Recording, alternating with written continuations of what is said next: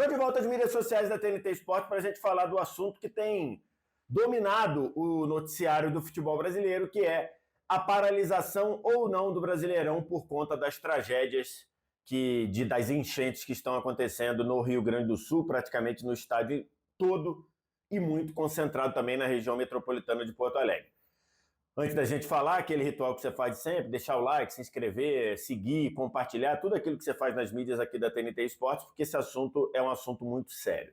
Vamos lá, primeiro de tudo, tem uma questão aí humanitária envolvida, né? E que todos nós devemos saber e devemos ter em mente que o mais importante neste momento é ajudar, salvar vidas, dar água a quem está sem água potável para beber, abrigar quem está desabrigado, achar quem está desaparecido. Então você tem uma série de contextos aqui que são muito mais importantes do que futebol, do que Campeonato Brasileiro. Então isso daí deveria ser o mínimo para qualquer um que tem um pouquinho de humanidade. O segundo ponto é paralisar ou não o Campeonato Brasileiro, porque o Campeonato Brasileiro está rolando, e aqui quando a gente fala Campeonato Brasileiro, a gente fala da Série A, mas também tem Série B, Série C, Série D, tem brasileiro feminino, que tem vários times, tem times do Rio Grande do Sul, ou da região sul, que são muito impactados com isso. O que eu penso sobre? Eu penso que tem argumentos para as duas situações. Tem argumento para paralisar o campeonato e tem argumento para não paralisar o campeonato. O argumento para paralisar o campeonato é o óbvio, você tem 3 clubes na Série A que não têm condição nesse momento de pensar em futebol, porque eles estão usando sua estrutura, tanto estrutura física quanto estrutura de recursos humanos, pessoas, para salvar outras pessoas, incluindo aí jogadores, e a gente tem que bater muito palmas para o envolvimento dos jogadores de Grêmio, Inter, Juventude e de outros clubes, de clubes não de futebol, clubes olímpicos, como Sojipa e tudo, o envolvimento dessa classe de atletas nessa tragédia. A gente vira e mexe e diz, não, o jogador de futebol é alienado, vive no seu mundinho e tudo. Os jogadores de Grêmio, Inter, Juventude e outros atletas estão dando uma lição de que, sim, eles estão envolvidos com a comunidade, eles fazem parte da comunidade, eles têm um sentimento de pertencimento na comunidade, inclusive jogadores que acabaram de chegar ao futebol gaúcho, como, por exemplo, o Thiago Maia, que é um dos mais ativos, um dos mais participativos, então todos eles estão de parabéns. Então esse é o ponto. Os recursos de Grêmio, Inter e Juventude, e estou falando só da Série A masculina, tá? Mas vale para as outras séries, vale para o Brasileirão feminino também. Eles estão com seus recursos, tanto físico quanto financeiro, quanto de recursos humanos, de pessoas envolvidos em salvar outras vidas e ajudar outras pessoas. Então, a gente tem claramente essas pessoas, sei lá, vamos supor que seriam 50 pessoas por cada time da Série A masculina, né? 50 para o Grêmio, 50 para o Juventude, 50 para o Inter, contando jogadores, comissão técnica, tudo mais. Serão 150 pessoas que estão focadas na tragédia e não estão pensando em treinar e jogar. Então esse é um bom argumento de isonomia, de igualdade. Argumentos para não parar, você tem alguns. Você vai gerar perda de receita para outros clubes que vão gerar atraso de pagamento, é verdade. Você fazendo jogos ou mantendo esses clubes em atividade, você pode gerar ajuda para o Rio Grande do Sul, como tem acontecido.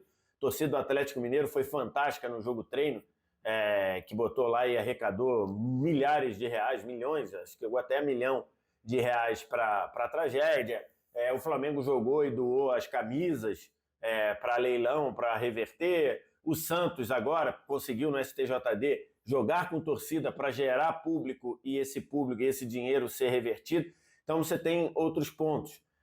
Então assim, eu não sou radical, eu não sou, não bato nenhuma das duas, não cravo nenhuma das duas. Eu acho que tem que ter um consenso para parar ou não parar. A única coisa que não pode acontecer, e isso tem que ser dito, parando ou não parando, a única coisa que não pode acontecer é Inter, Grêmio e Juventude serem prejudicados no sentido de você colocar eles para jogar de 2 em 2 dias, de 1 dia e meio de descanso. Isso não pode acontecer. Partindo desse princípio, que Grêmio, Inter e Juventude terão as 66 horas regulamentares, que no Código Brasileiro de Justiça Desportiva o intervalo entre dois jogos tem que ser no mínimo de 66 horas. 66 horas dão quase 3 dias, né?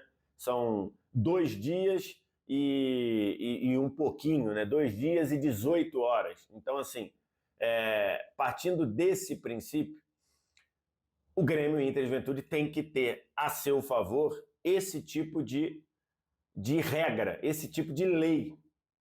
Não dá para a gente chegar e falar depois que voltar, Grêmio, Juventude e Inter vão jogar de 2 em 2 dias. Isso não tem como acontecer. E isso, em sendo respeitado o intervalo de 66 horas para os jogos, o brasileiro ou já vai ter que parar, ou agora ou depois, ou já está definido que o calendário vai terminar depois da primeira semana de dezembro, como é o normal. Isso já está definido. Porque Grêmio, Inter e Juventude já tem 2 ou 3 jogos a menos. Até poderem voltar a jogar, que eu imagino que eles não voltem de jogar antes da segunda quinzena de junho.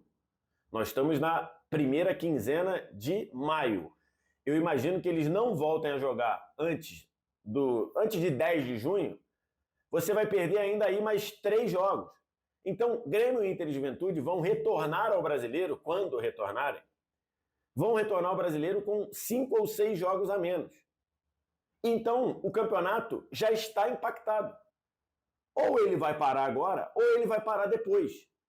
Ou então, Inter, Juventude e Grêmio vão pagar a conta tendo que jogar de um dia e meio a cada um dia e meio, 2 dias a cada 2 dias. Então, assim, esse para mim é o ponto. O campeonato vai parar ou agora ou mais para frente. Em algum momento, eu acho que o campeonato vai ter que parar, porque senão não vai ter como você equalizar o número de jogos, a não ser que Grêmio, Inter e Juventude paguem essa conta, o que seria ainda muito mais cruel. E você, o que você acha? O campeonato tem que parar ou não tem que parar? Diz aqui embaixo nos comentários. O resto do ritual você já está acostumado aqui nas mídias da TNT Esportes.